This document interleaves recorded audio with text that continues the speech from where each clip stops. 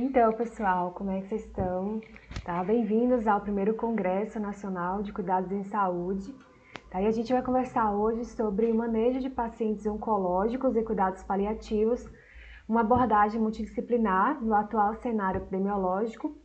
E a gente vai resgatar também, o viés, levantar a bandeira do nosso Sistema Único de Saúde durante essa apresentação.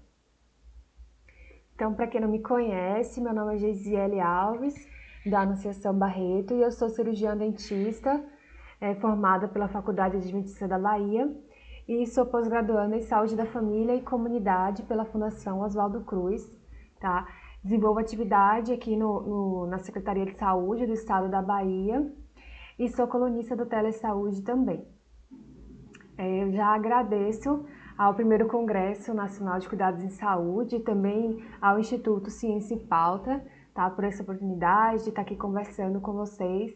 E eu espero que seja uma aula, mais um diálogo mesmo, assim, proveitoso, e que a gente possa desenvolver, uma linha de cuidado, uma linha de conversa bem interessante, voltada para esse público tão especial, que são os profissionais da saúde e também esses pacientes que a gente atende aí com tanto carinho.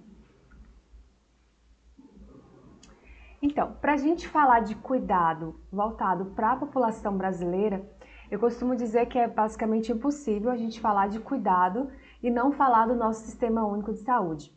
Isso porque o SUS, desde a sua institucionalização, em 1988, ele vem sofrendo várias incorporações, ele vem crescendo, ele vem ganhando impulso, também vem sofrendo alguns ataques, mas é um sistema que abrange cerca de 190 milhões de pessoas. Então a gente sabe que 80% da população brasileira depende quase que exclusivamente do Sistema Único de Saúde, e aqueles que acham que não depende é porque não sabe até onde o SUS é capaz de ir.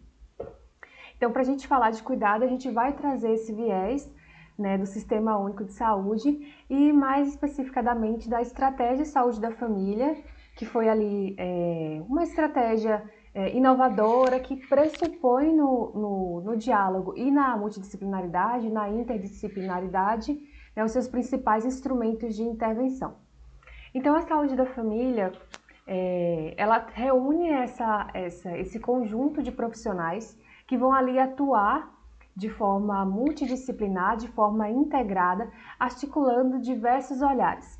Então, a gente não vai ter mais aquele profissional cada um dentro da sua caixinha, realizando apenas a sua área ali restrita. A gente vai ter agora uma rede de cuidados, e esses profissionais eles vão estar ali unidos, trazendo cada um o seu conhecimento, mas trazendo de uma forma dialogada. De forma a construir, então, essa troca de saberes, essa troca de conhecimentos. E uma coisa muito importante é que essa troca de conhecimentos, ela se dá não apenas entre os profissionais, mas ele passa a envolver também o paciente, a comunidade, os seus familiares, tá? Então a gente constrói saúde, só que dentro de um coletivo. Então, um ponto muito importante para a gente falar da equipe de saúde da família é justamente essa possibilidade de ter diversos profissionais atuando na nossa equipe de base. Então, nós temos na base os médicos, enfermeiros, auxiliares e técnicos de enfermagem, os agentes comunitários em saúde e outros profissionais que foram adicionados, como os agentes de combate à endemia e os profissionais da equipe de saúde bucal. E aqui a gente cita também o nosso núcleo de apoio, o NASF, que vai nos fornecer essa assistência especializada, esse suporte especializado com nutricionistas, profissionais de educação física, fisioterapeutas e tudo mais.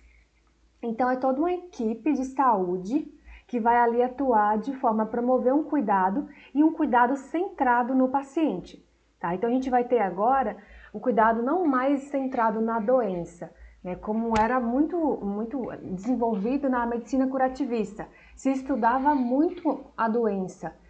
Hoje a gente passa, trazendo esse viés da saúde da família, a gente passa a olhar, a desenvolver o cuidado centrado agora para o paciente.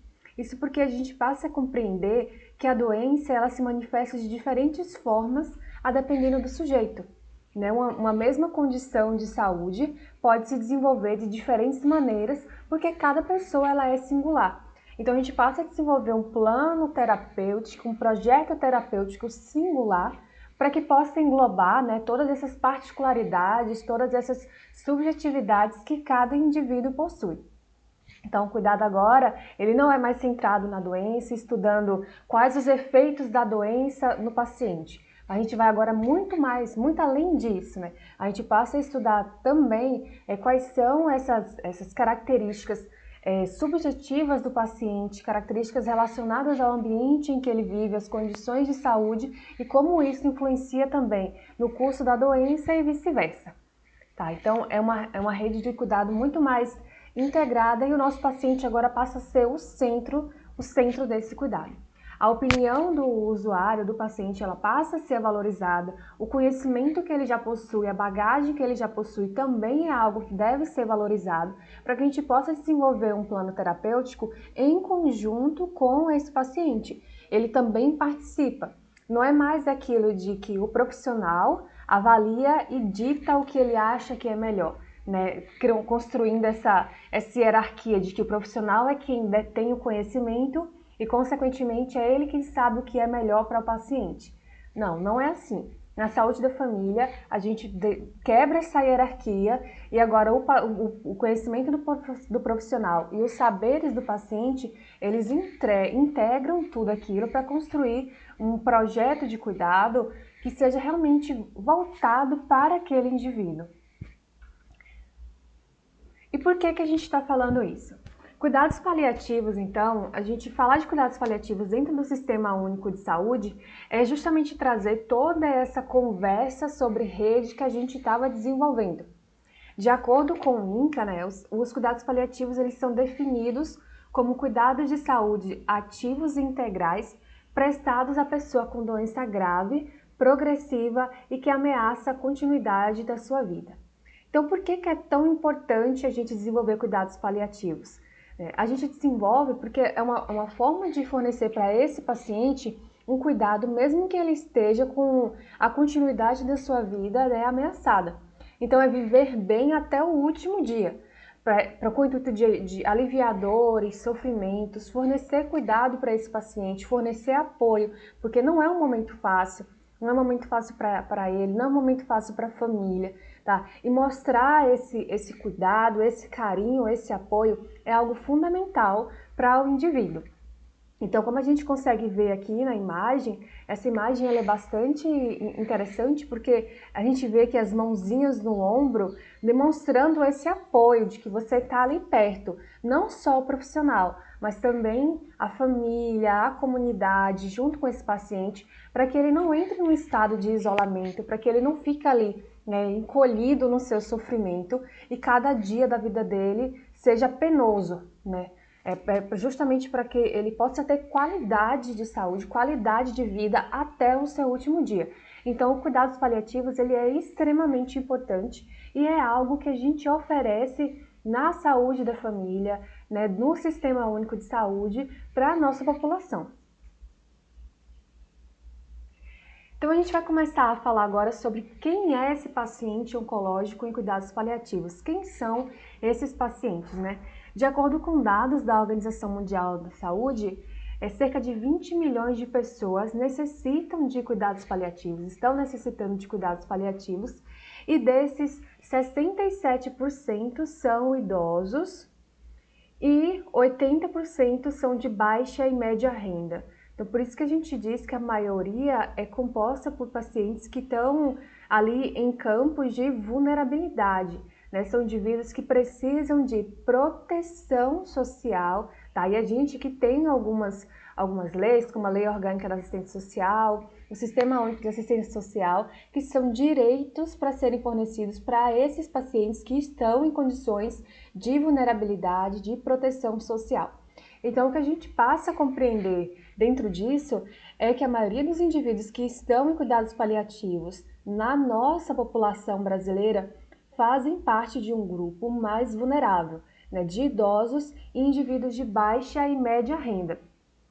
E é por isso que o nosso Sistema Único de Saúde ele acaba sendo, né, a porta que fornece o cuidado para a maioria das pessoas que estão em condições de cuidados paliativos, tá? Porque a gente vê, né, que todas essas condições de vulnerabilidade, elas estão presentes ali e são condições também que acabam, de certa forma, afetando a forma como o indivíduo ele lida com o processo da doença, o processo de adoecimento, com todas essas questões relacionadas à sua saúde, porque o ambiente ele não pode ser separado da saúde, né? Ele está ali integrando e está ali influenciando também. Então, quando a gente fala de um paciente oncológico em cuidados paliativos, a gente precisa ter em mente que na maioria deles a gente está se referindo a pacientes que são mais idosos, até se a gente trazer a própria característica epidemiológica do câncer, né, que ele atinge com mais frequência indivíduos acima de 40 anos de idade, né, e também indivíduos que apresentam uma baixa e média renda. E aqui a gente já pode falar porque mesmo que uma pessoa de alta renda e baixa renda, as duas estão com alguma doença oncológica, a forma como essa doença vai impactar os indivíduos, o cuidado que eles vão ter, pode ser diferente, porque acaba sofrendo influência mesmo de todos esses determinantes e condicionantes sociais. E a gente tem que atuar justamente a quebrar essas vulnerabilidades, a tentar promover equidade para esses pacientes, fornecendo realmente mais a quem mais precisa.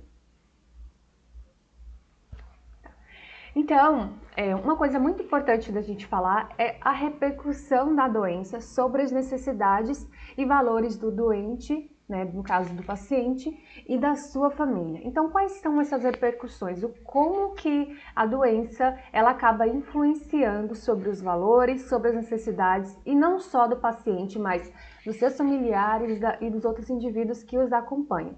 A primeira coisa que a gente pode citar é em relação à presença de tumores visíveis. Então, cânceres em estágios terminais, ainda mais cânceres de cabeça, de região de cabeça e pescoço, que são os que eu acabo acompanhando com mais frequência, são lesões que, quando estão em estágios mais terminais, elas podem estar ali presentes naquele paciente realmente como um tumor visível, né? A lesão está ali presente e isso acaba influenciando na forma como o paciente se vê e na forma como ele é visto pelo outro, né? Então, a gente já atendeu o caso de uma paciente que ela apresentava um câncer em região de cabeça e pescoço, já em estágio terminal, e apresentava uma lesão ali em região de pescoço, né? O câncer ele se deu inicialmente em língua e depois ele recidivou em região de pescoço. E havia justamente uma comunicação externa da cavidade bucal com o meio externo. Dava para observar pelo pescoço dela a língua, então a gente vê que é algo que realmente pode estar ali visível, dependendo da localização, e afetar consideravelmente a qualidade de vida, a autoestima desse paciente, né? A presença também de exudatos com odores. Então, a lesão maligna ela produz muitos produtos necróticos mesmo, secreção purulenta e tudo aquilo. Também a presença da própria lesão exposta pode acabar aumentando o risco de sofrer algum tipo de contaminação. E tudo isso acaba contribuindo, né, para a presença mesmo de exudatos com odores mesmo. Dá para sentir. A gente, quando atende paciente, vai fazer uma visita domiciliar e um paciente que já está em câncer em estágio terminal, um câncer muito avançado, já com metástase e tudo mais, o odor do exudato ele é presente, dá para perceber. E aí também a gente tem a própria perda da autoestima, né? Porque o paciente ele acaba ficando muito debilitado, né? Com toda aquela a doença em si, com também os efeitos colaterais da terapia, com a presença desses tumores, exudatos, tudo isso afeta demais a autoestima da pessoa. Ela não se sente mais bonita, ela não se sente mais, não tem mais vontade de viver, de continuar. E tudo isso acaba afetando muito, não só fisicamente, mas o psicológico desse paciente. E aí a gente cita o porquê que é tão importante a gente ter uma equipe inteira envolvida no cuidado desse indivíduo. E por fim, né, gente, a gente cita a dor, né? Porque o câncer em estágio terminal, ele é muito doloroso, tá? Então é um paciente que constantemente está recebendo analgésicos e analgésicos potentes e muitas vezes eles dizem que não é o suficiente, que o tempo todo ali está sentindo dor e a gente parte justamente em cuidados paliativos com esse viés de aliviar a dor, né? Aliviar a dor desse paciente para fornecer para ele qualidade de vida até o seu último dia de vida. Tá? Então, justamente esse controle da sintomatologia dolorosa, esse fornecimento de conforto é algo extremamente importante quando a gente fala de desenvolver cuidados paliativos. Então, algumas características, algumas coisas que acontecem com o paciente quando ele já está com câncer avançado e em cuidados paliativos, a gente pode citar inicialmente a deterioração progressiva da mobilidade, né? Então, esse paciente, aos poucos, ele vai ficando cada vez mais frágil em alguns aspectos. Ele já não consegue se movimentar com tanta facilidade, já precisa ali de um cuidador para estar desenvolvendo algumas atividades, para estar dando essa assistência, né? Eu já peguei pacientes que estavam com um câncer mais avançado e eles realmente não conseguiam andar, ou quando andavam era muito pouco, já tinha que se sentar, tinha que descansar, porque tudo aquilo era muito cansativo. Ainda mais se a gente já disse que é um paciente idoso e está com uma doença progressiva nessa extensão, então tudo aquilo acaba deteriorando e afetando muito a mobilidade do paciente. Ele se sente mais cansado, fica mais difícil realizar as atividades, ele acaba necessitando mais de um cuidado, de um cuidador para estar ali junto, ajudando ele a se alimentar, a realizar todas as suas necessidades básicas.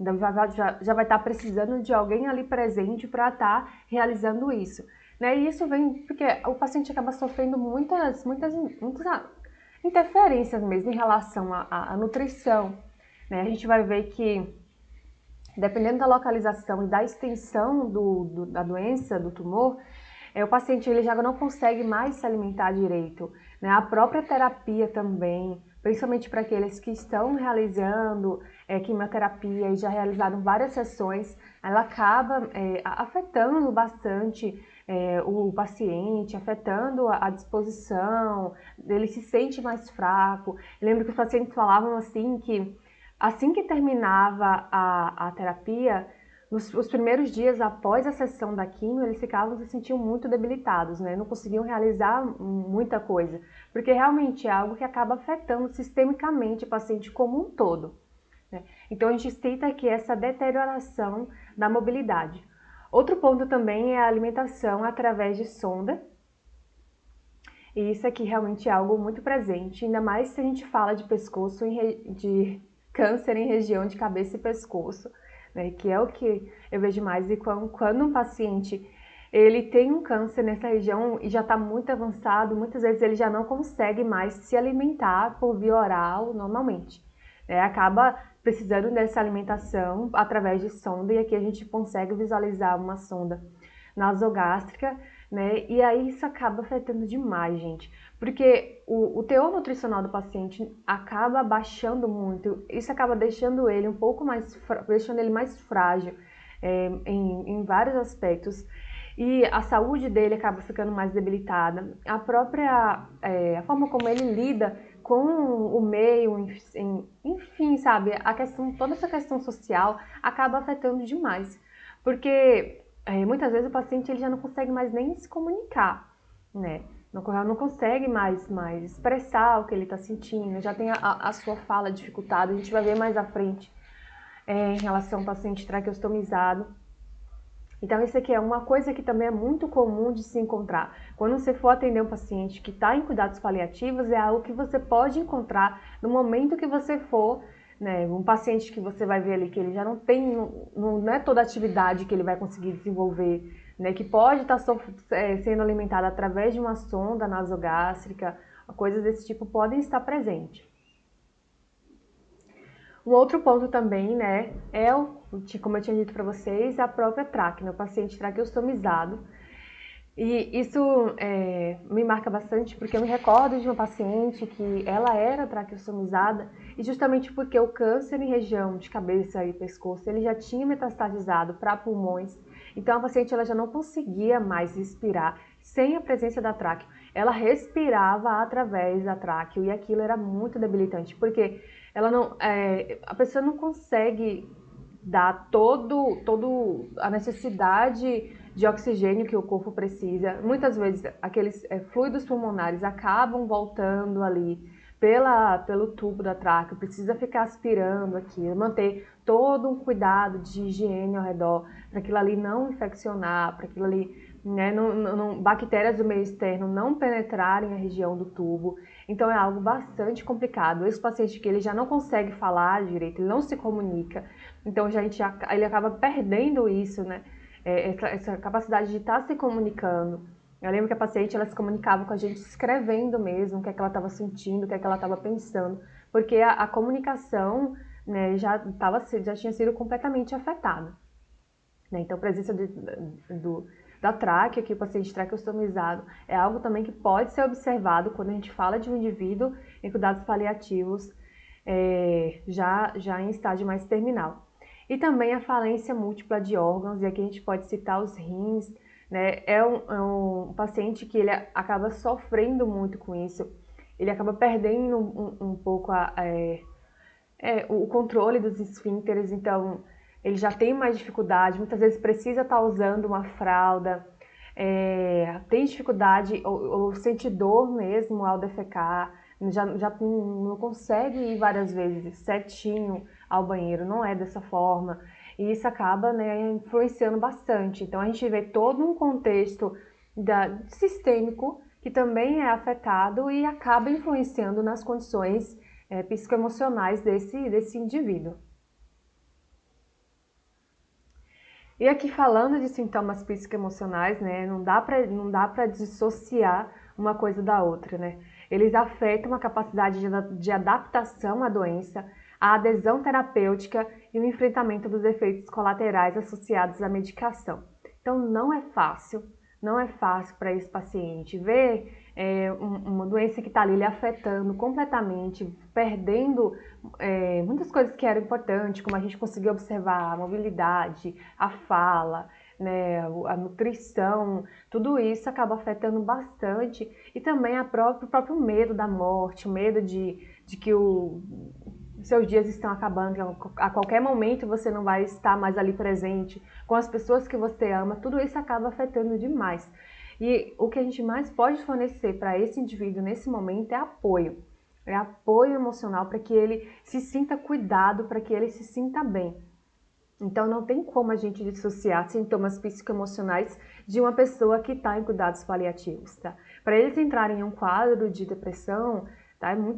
Pode ocorrer com muita frequência, né? E justamente a família, a equipe, a comunidade é essa mão de apoio que vai estar ali junto com o indivíduo. E aqui a gente cita a brilhante presença dos profissionais da psicologia que integram aí a nossa rede de cuidado e toda a família contribuindo para que a gente possa fornecer esse apoio para esse paciente.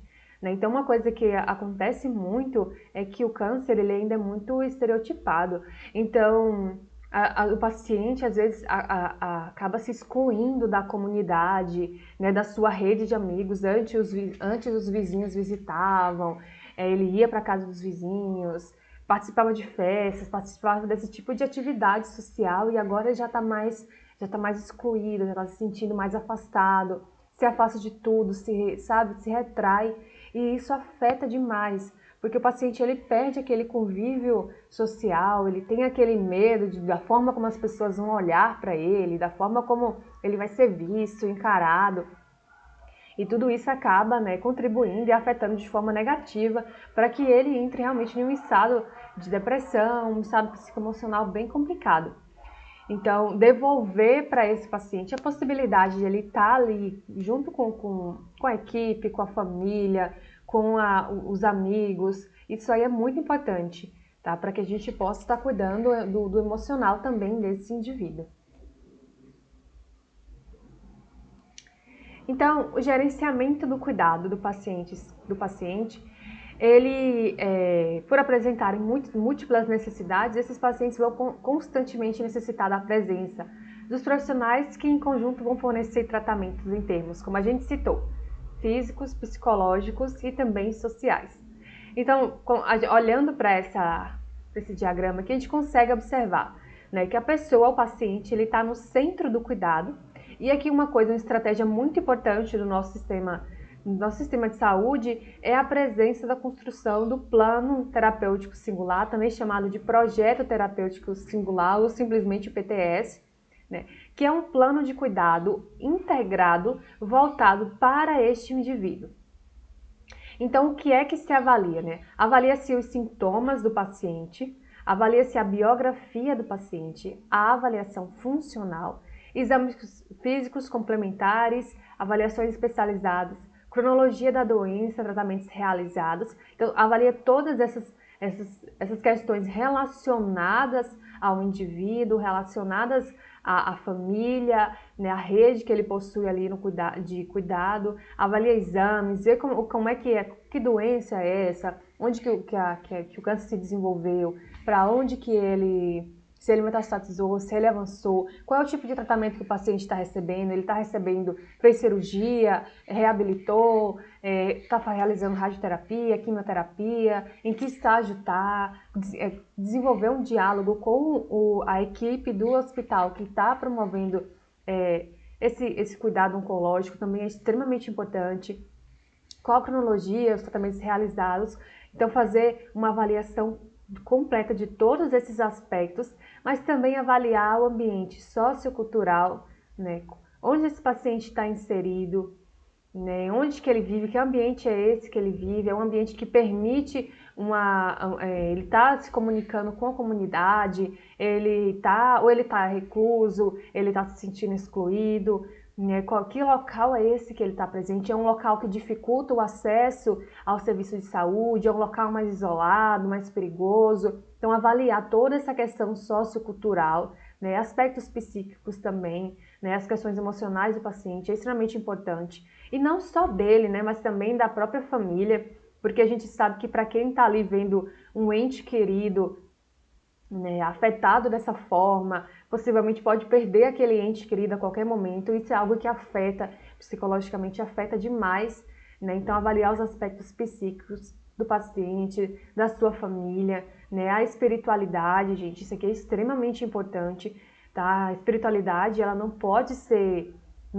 dissociada do conceito de cuidado, porque a espiritualidade, e aí respeitando e dependendo da crença do paciente, acaba sendo algo que motiva muito no sentido do paciente ter mais descanso emocional mesmo nesse momento e tudo mais. Então, entender o que é que ele pensa em relação à vida, né, esses aspectos relacionados à espiritualidade, qual tipo de fé que esse paciente tem, se ele está frequentando algum tipo de igreja, para que a igreja ela possa estar ali presente também, os seus amigos, né, líderes espirituais possam estar ali contribuindo, tudo isso é extremamente importante. E os aspectos físicos, né?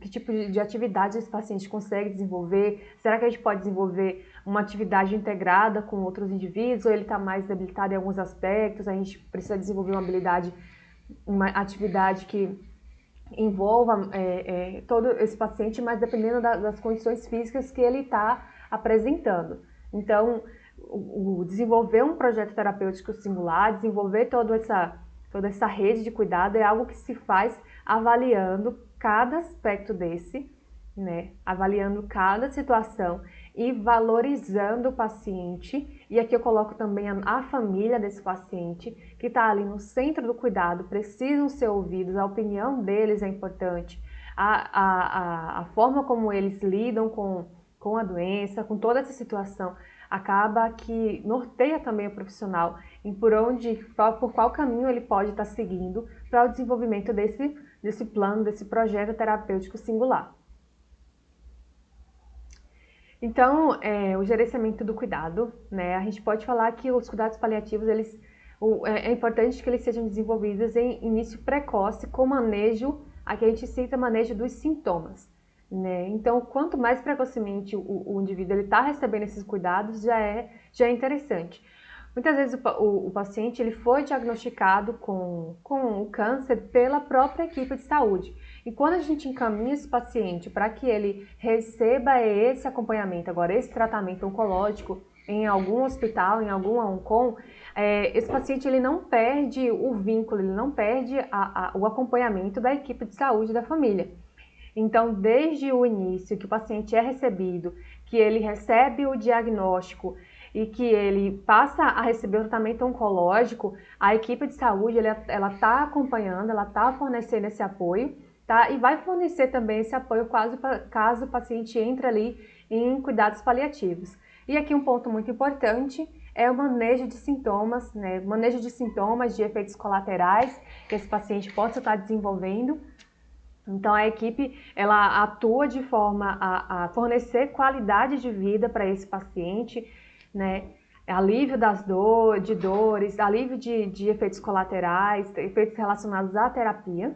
Um outro ponto também é reafirmação da vida e o entendimento da morte como um processo natural, né? Às vezes a pessoa tem muito medo, o medo da morte, desiste de viver. Essa forma como a gente enxerga a vida e enxerga o processo de morte, ela é muito complicada e ela é muito individual em cada indivíduo. Então é interessante que a gente conheça a forma como o indivíduo enxerga a vida e reafirme também a vida, para que a gente possa viver intensamente até o último momento, né?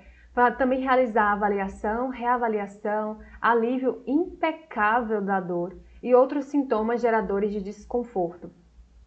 Então, o paciente ele vai dizer o que é que ele está sentindo. Quando o paciente está em região câncer de cabeça e pescoço, realizando um tratamento quimioterápico ou radioterápico, pode desenvolver diversos efeitos colaterais. Aqui a gente cita as mucosites, ele pode desenvolver sintomas de gastrite. Se a doença metastatizou, ele pode sentir sintomas, dores nos ossos, né, dificuldade para respirar.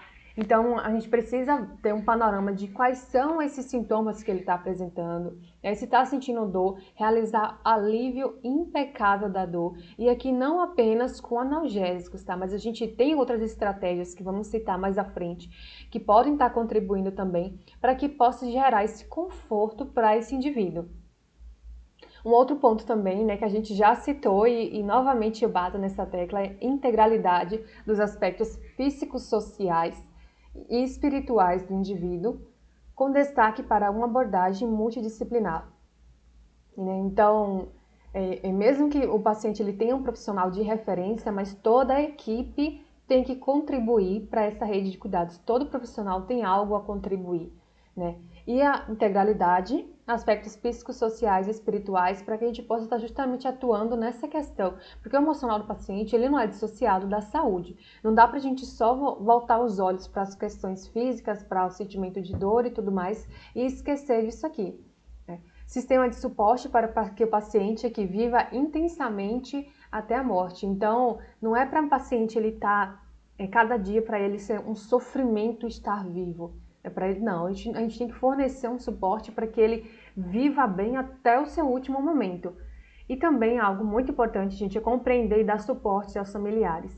Os familiares, às vezes, eles querem ali se mostrar fortes para que o seu ente querido, né? Mas por dentro eles estão muito afetados, né? E quando a gente senta para conversar com os familiares, a gente vê o quanto isso está os afetando nas atividades, as crianças, afeta muito a escola, porque vê ali, tá com um convívio diário daquele seu ente que antes estava saudável, né? Antes ele via saudável, via bem, brincalhão, e agora você vê o seu ente ali mais debilitado, e toda aquela questão e aquela consciência de que pode estar perdendo aquela pessoa a qualquer momento. Então, compreender e dar suporte aos familiares. A gente vai ver que caso esse paciente ele vá a óbito, o cuidado não encerra. O cuidado agora ele fica com a família, fornecendo todo esse apoio ao luto, tá? Então, compreender e realmente dar todo esse suporte necessário é algo que a equipe também precisa fazer. E aqui a gente vai falar agora um pouco sobre essas questões relacionadas a alguns efeitos colaterais e o que a gente pode estar fazendo, né? Então, o primeiro passo é prevenir e antecipar crises decorrentes do próprio curso da doença. Quando a gente acompanha um paciente desde o início, a gente consegue prevenir e consegue tratar precocemente algum efeito colateral que pode estar ali surgindo. Então a gente cita as mucosites, a própria questão relacionada à deficiência imunológica do paciente, que pode estar formando, pode acabar abrindo espaço para o desenvolvimento de infecções, né? E aqui a gente vê na imagem infecções fúngicas, né? Infecções oportunistas, a mucosite em si, que a gente já citou, a redução do fluxo salivar e vários outros efeitos colaterais que podem estar ali presentes. Então, tudo isso precisa ser avaliado e precocemente tratado. Então, esse acompanhamento é extremamente importante porque a gente consegue já precocemente, já no início do efeito colateral, já está ali tratando. E tudo isso aqui é fornecer o que? Fornecer alívio, fornecer, controlar a dor desse indivíduo.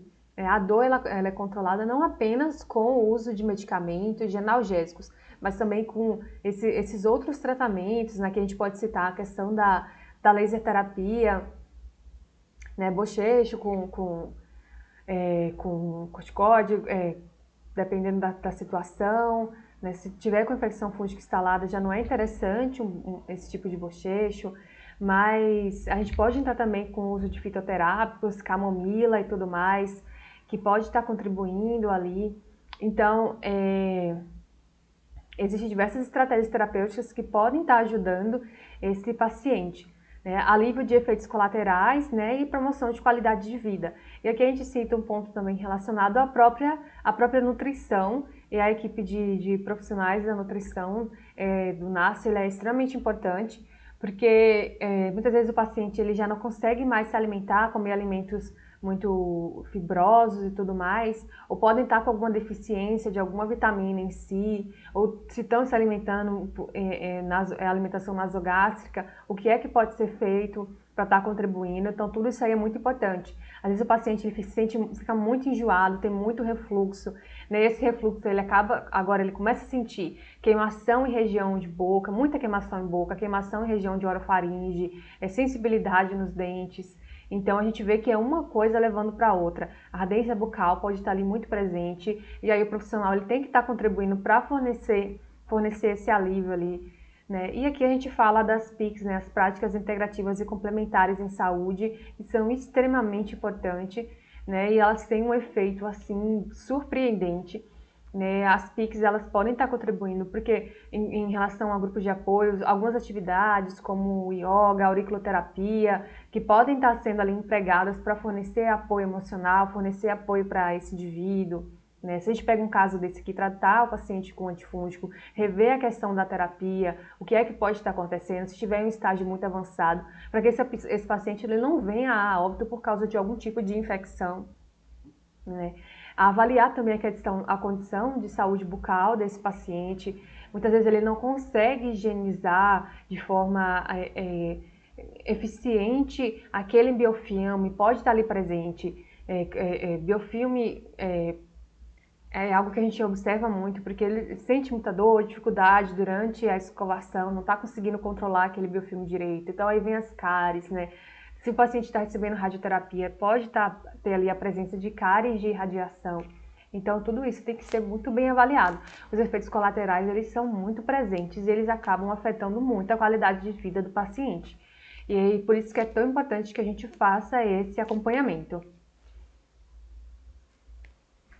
E aqui, né, o gerenciamento do cuidado, a gente vê essa imagem, eu gosto muito porque a gente vê um paciente que está aqui no centro do cuidado, mas ele está envolto pela família, pela equipe, pela comunidade, então ele não pode se sentir isolado, ele tem que se sentir cuidado, se sentir integrado, né? Ele não pode perder essa rede de cuidado, de apoio que está ali presente. Então eu acredito que se a gente pudesse definir os cuidados paliativos, uma das coisas mais importantes são alívio e apoio. Alívio e apoio para esse indivíduo. É algo assim fundamental, né? Da família, a comunidade, a equipe de saúde e o paciente, todos unidos como uma rede, fornecendo ali todo o apoio, o cuidado necessário para que esse indivíduo, como a gente viu, viva intensamente até o seu último dia. E trazendo aqui para o contexto, né, que a gente falou inicialmente da pandemia, do nosso cenário epidemiológico, com o nosso Fique em Casa extremamente importante para que a gente pudesse controlar, né, o número de infecções, mas a gente também tem que entender que a gente sofreu alguns efeitos em relação a isso, porque muitas vezes as pessoas acabaram meio que estendendo esse isolamento, e foi um isolamento bastante duradouro, que ainda está presente, a gente ainda tem que se proteger, né? Mas que, de certa forma, isso afetou no diagnóstico precoce de algumas doenças e afetou a forma como a gente estava cuidando. Então, em muitas situações, aconteceu dos olhares se voltarem para a pandemia e muitas redes de cuidado acabarem sendo quebradas. Só que não precisa ser desse jeito, né? A gente pode fazer uso de alguns artifícios para que essa rede de cuidados ela tenha continuidade. Então, a gente não pode quebrar a rede de cuidado com esse paciente, especialmente esse paciente que está ali em cuidados paliativos. E alguns artifícios que a gente pode empregar, né? A própria tecnologia. Então, uma coisa que contribui muito são os telemonitoramentos, né? As teleconsultas. Muitas vezes o paciente e a família, eles têm acesso ali, se eles tiverem acesso a algum computador, rede de internet, celular, a equipe também, ela pode estar fornecendo esse apoio por teleconsultas. E, gente, é muito interessante, quando você liga para o paciente, ele se sente cuidado, eles agradecem mesmo, porque eles mostram que você mostra que lembrou deles, que está ali cuidando, que se importa e tudo mais. Então, realizar esse telemonitoramento, ele é muito interessante. E o telemonitoramento, ele ajuda a gente a entender como que o paciente está evoluindo, se houve alguma mudança nos sintomas, se alguma coisa se alterou. Realizar um monitoramento também, se esse paciente ele se tornou sintomático para alguma doença respiratória e tudo mais. Então, a gente realiza esse monitoramento. É interessante, inclusive, que de 24 a 48 horas antes da visita domiciliar, a gente possa estar realizando esse telemonitoramento para saber como que o paciente está, se ele está apresentando algum sintoma relacionado com um sintoma possível de risco para a infecção da Covid-19, né? O profissional ele já tem que ir atento, porque algumas literaturas já dizem que o paciente oncológico ele é um paciente de risco para as manifestações mais graves da Covid-19. Então, quando a gente realiza esse telemonitoramento, consegue observar se houve alguma alteração do quadro do paciente e você já consegue ali manejar ela de forma precoce, né? Um outro ponto importante também aqui são os EPIs, né? Esse cuidado aqui com a biossegurança que o profissional, que toda a equipe tem que ter. Quando a gente vai realizar uma visita domiciliar, ainda mais nesse contexto da pandemia, né, no momento que a gente vai entrar na casa do paciente, a gente tem que se paramentar adequadamente para realizar esse manejo do paciente, para que a gente possa se proteger e protegê-lo também, né? Então, o cuidado ele não precisa parar, a gente só precisa se proteger de forma adequada, proteger aquele paciente, né? O uso aqui de máscara, toucas, ou gorro, né? Óculos de proteção, jaleco, luvas e tudo mais. Então, são todos os EPIs necessários para que possam fornecer esse cuidado para o paciente. E aqui também a gente pode citar as redes de apoio, grupos online de apoio, né? Existem alguns grupos de WhatsApp que são produzidos para estar fornecendo esse apoio ali de famílias que estão vivendo situações parecidas, situações semelhantes, e um vai ajudando o outro, vai dando dicas, eu fiz desse jeito e melhorou, na hora que um ente querido se vai, esse grupo, essa rede de cuidados vai fornecendo esse apoio para os familiares. Não, então é muito importante. Esses grupos online de apoio, eles acabam contribuindo muito e é uma estratégia que a gente pode estar usando para o cuidado do paciente e da sua família. E por fim, né, vamos falar um pouquinho sobre o luto em si. O luto ele não é fácil, não é algo fácil de lidar, né? Ninguém pode dizer que está 100%, eu estou preparado. Não é assim, mesmo que alguns familiares já tenham aquilo em mente, de que eu sei que ele pode partir, que eu posso perder o meu ente querido só que quando isso vem, não é muito fácil. E não é fácil para a família, não é fácil também para a equipe, porque você acaba construindo um vínculo mesmo com aquele paciente, mas o cuidado ele não se encerra. Ele não se encerra quando se o paciente vai a óbito. O cuidado ele se estende, ele vai muito além, e aí agora ele vem justamente para fornecer esse apoio, especialmente aos familiares, né? Então, o luto ele tem várias fases e o isolamento é algo que acaba prejudicando muito.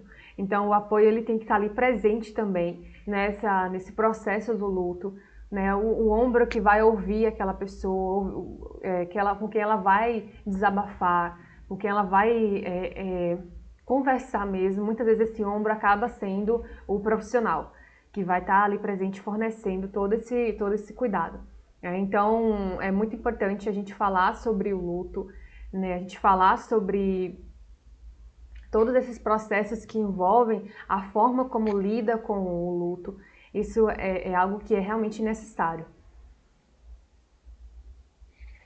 E, por fim, eu queria mostrar para vocês algumas redes, né, algumas políticas que a gente tem no Brasil que favorecem a compreensão e a inserção dos cuidados paliativos. Então, os cuidados paliativos, eles são um direito humano e de saúde. Cada pessoa ela tem o direito de receber cuidados paliativos. Ela tem o direito de receber toda essa estratégia de cuidado para alívio dos sintomas, para alívio da dor, para que ela tenha qualidade. Tá? Ninguém precisa o paciente ele não pode ser isolado depois de receber um diagnóstico, ele não pode ser isolado só porque ele está em um estágio mais terminal. Não, ele precisa ser acompanhado, precisa ser abraçado, e isso é um direito dele, é um direito humano e é um direito de saúde. E algumas políticas que favorecem isso, que a gente pode citar, é a Política Nacional para a Prevenção e Controle de Câncer, né, a Rede de Atenção à Saúde a pessoas com doenças crônicas, também a nossa PNAB, né, a Política Nacional de Atenção Básica, né, a atenção básica, a atenção primária, ela está ali como uma porta de entrada do nosso Sistema Único de Saúde, e ela é quem está mais próxima, de certa forma, do paciente, da comunidade, especialmente com a estratégia de saúde da família, e acaba fornecendo mesmo todo esse apoio, esse cuidado paliativo, né? A Política Nacional de Medicamentos também, que vai estar ali contribuindo para que esse paciente ele receba a medicação necessária, não só para o tratamento da doença, mas também para o alívio dos efeitos colaterais, alívio de processos secundários que podem estar relacionados à Política Nacional de Assistência Farmacêutica e também, né, a assistência domiciliar. E as visitas domiciliares, elas são extremamente importantes. A gente tem ali a presença dos agentes comunitários em saúde que vão estar contribuindo para que o profissional, para que a equipe ela chegue ao paciente. Então, o agente comunitário ele é o nosso elo fiel com o nosso paciente, e é algo extremamente importante quando a gente está falando de cuidados paliativos, porque as visitas domiciliares elas fazem toda a diferença. Muitas vezes esse paciente ele não tem condições de estar indo à unidade de saúde, né, pelo próprio estado de saúde e também pelo risco que ele pode ter de exposição quando algum patógeno, alguma situação desse tipo. Então a equipe acaba se deslocando até o ambiente domiciliar, né, respeitando todas as questões de biossegurança, e a presença do agente comunitário de saúde acaba sendo fundamental. E essas aqui são, né, as nossas referências, tá? Eu agradeço imensamente pela oportunidade, por estar conversando com vocês sobre cuidados paliativos, sobre a importância da nossa rede de saúde, do nosso Sistema Único de Saúde, e que a gente dê continuidade a esse cuidado, mesmo diante da pandemia da Covid-19. E aqui eu vos deixo com essa fala, né, que o SUS salva vidas, o SUS fornece qualidade de vida e até o último dia de vida, e mesmo após ali no luto, o SUS está presente e ele é nosso, gente, ele é uma conquista nossa, e a gente tem que defender o nosso SUS, né, porque é um sistema que realmente abraça a população brasileira e é algo que a gente precisa muito. Tá? Então eu agradeço imensamente. Eu deixo aqui o meu e-mail e o Instagram para que vocês possam estar entrando em contato caso tenham alguma dúvida, tá? Podem estar mandando mandando mensagem, escrevendo um e-mail que a gente pode estar conversando a respeito.